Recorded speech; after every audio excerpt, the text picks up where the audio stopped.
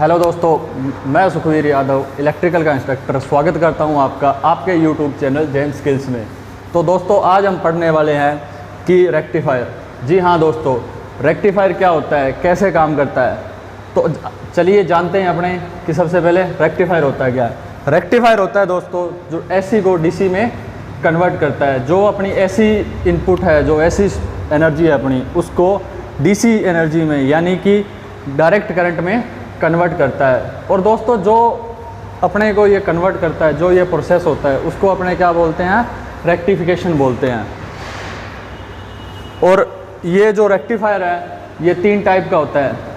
ठीक है दोस्तों, सबसे पहले आता है half wave rectifier. Half wave में क्या होता है कि जो अपने पास डायोड है, एक डायोड का यूज होता है और उसमें क्या होता है कि एक ट्रांसफार्मर यूज होता है। सबसे पहले दोस्तों ये जो डायोड रेक्टिफायर का, हाफ वेव रेक्टिफायर का ये सर्किट डायग्राम है। इस सर्किट डायग्राम में क्या किया है कि एक अपने पास क्या है, ट्रांसफार्मर है और उसकी जो सेकेंडरी वाइंडिंग है उसके साथ में एक डायोड कनेक्ट है। और यहाँ पे क्या है कि एक RL लगा हुआ है, यानी कि एक लोड रेजिस्टेंस है, एक लोड लगा हुआ है। जैसे ही दोस्तों इसको अपना इनपुट सप्लाई देते हैं एसी की, जैसे ही इसको एसी सप्लाई देते हैं तो ये क्या होता है कि अपने पास एसी की वेव फॉर्म इस टाइप की आती है, जिसको अपने साइन वेव बोलते हैं। इस साइन वेव में क्या होता है कि जब इसका पॉजिटिव हाफ साइकिल आता है, जब इस साइन वेव का पॉजिटिव हाफ साइकिल आता है तो इसमें जो ट्रांसफार्मर की पोलैरिटी है, जो उसकी ध्रुवता है, वो क्या होती है कि यहाँ पे प्लस और यहाँ पे माइनस आती है। जिसके कारण क्या है, इसकी सेकेंडरी वाइंडिंग में भी ध्रुवता बनने लगती है। इसके कारण क्या है, जो डायोड है वो क्या है, फॉरवर्ड वाइस में चला जाता है। फॉरवर्ड वाइस का मतलब है कि जो अपना ने डायोड लगाया है वो क्या है, प्रॉपरली वर्क करने लगता है, वो करंट पास करने लगता है। जिसके कारण क्या होता है कि अपने पास जो भी लोड होता है उस लोड को सप्लाई मिलने लगती है। लेकिन दोस्तों जब इसी सप्लाई का नेगेटिव हाफ साइकिल आता है तब क्या होता है कि जो ट्रांसफार्मर की ये ध्रुवता होती है ये क्या है, चेंज हो जाती है। ये जस्ट उसकी अपोजिट हो जाती है, यहाँ पे माइनस आ जाता है और यहाँ पे प्लस आ जाता है। तो दोस्तों अब क्या होता है कि जब यहाँ पे माइनस आता है तो हमारा जो डायोड है वो क्या है, रिवर्स बाइस में चला जाता है। रिवर्स बाइस का मतलब है कि वो एज ए ओपन स्विच काम करता है। जैसे ये एज ए ओपन स्विच काम करता है तो हमारी जो लोड रेजिस्टेंस है, जो अपने पास लोड यूज़ कर रहे हैं अपने, उस पर क्या है, कुछ भी करंट या फिर वोल्टेज या कुछ भी वैल्यू अपने को प्राप्त नहीं होती है। जिसके कारण क्या होता है कि अपना लोड वर्क नहीं करता है। तो देखो स्टूडेंट, अपने बात कर रहे थे रेक्टिफायर की, तो ये रेक्टिफायर का जब दूसरा पार्ट आता है कि फुल वेव रेक्टिफायर। तो फुल वेव रेक्टिफायर क्या होता है कि इस प्रकार का इसका सर्किट होता है। इसमें क्या होता है कि 2 डायोड यूज़ होते हैं और एक अपना सेंटर टेप ट्रांसफार्मर यूज़ होता है। तो दोस्तों इसमें क्या होता है कि सिंपल ट्रांसफार्मर यूज़ नहीं होता है स्टूडेंट्स, इसमें होता है सेंटर टेप ट्रांसफार्मर।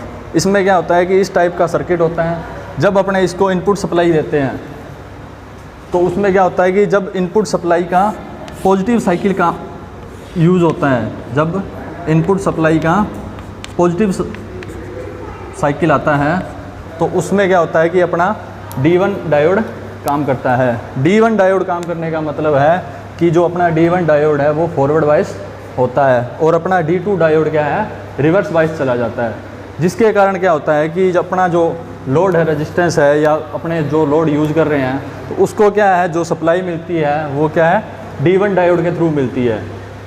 ठीक है, जब अपने पास नेगेटिव साइकिल आता है तो अपने क्या होता है कि जो D2 डायोड है वो अपना फॉरवर्ड वाइस चला जाता है और जो D1 डायोड है वो रिवर्स वाइस चला जाता है। जिसके कारण क्या होता है कि जो अपना लोड है, जो लोड रेजिस्टेंस है, उसमें क्या होता है कि जो अपने को सप्लाई मिलती है वो D2 डायोड के कारण मिलती है।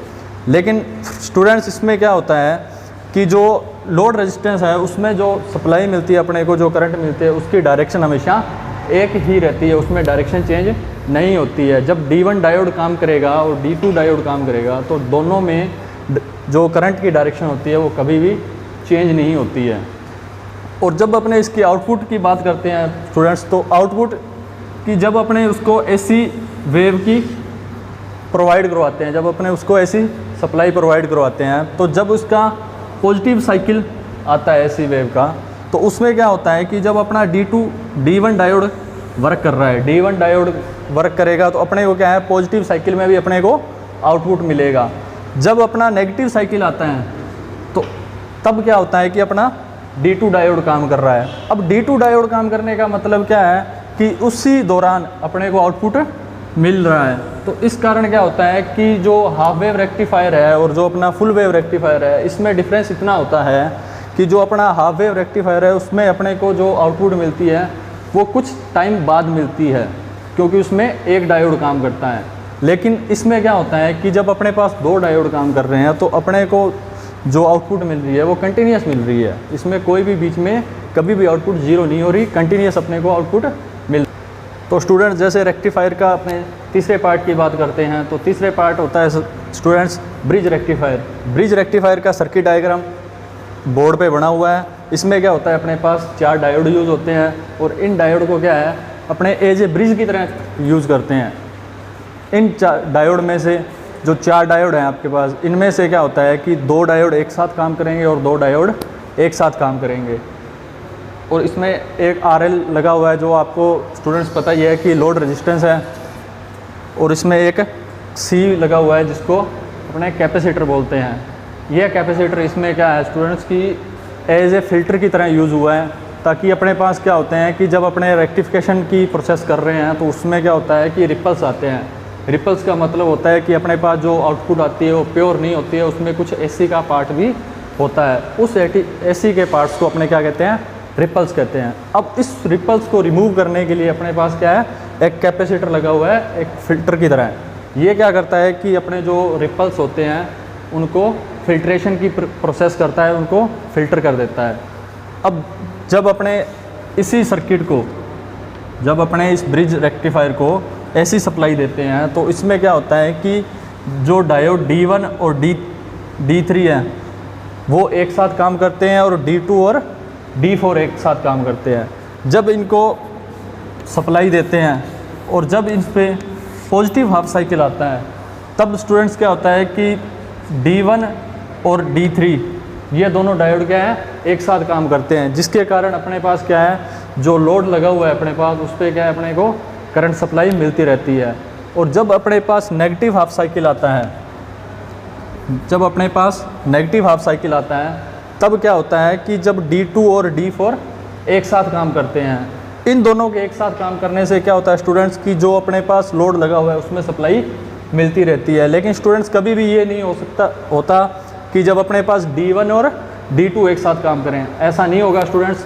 आमने सामने के डायोड हमेशा आमने सामने के डायोड वर्क करते हैं, कभी भी एक साथ दोनों डायोड काम नहीं करते। पास वाले डायोड कभी भी काम नहीं करेंगे। और स्टूडेंट्स जब अपने इसकी वेव फॉर्म की बात करते हैं, जब अपने इसके आउटपुट की बात करते हैं, तो आउटपुट अपने पास कैसा आता है कि जब अपने इसको ऐसी सप्लाई से कनेक्ट करते हैं, जब अपने इसको साइन वेव प्रोवाइड करवाते हैं।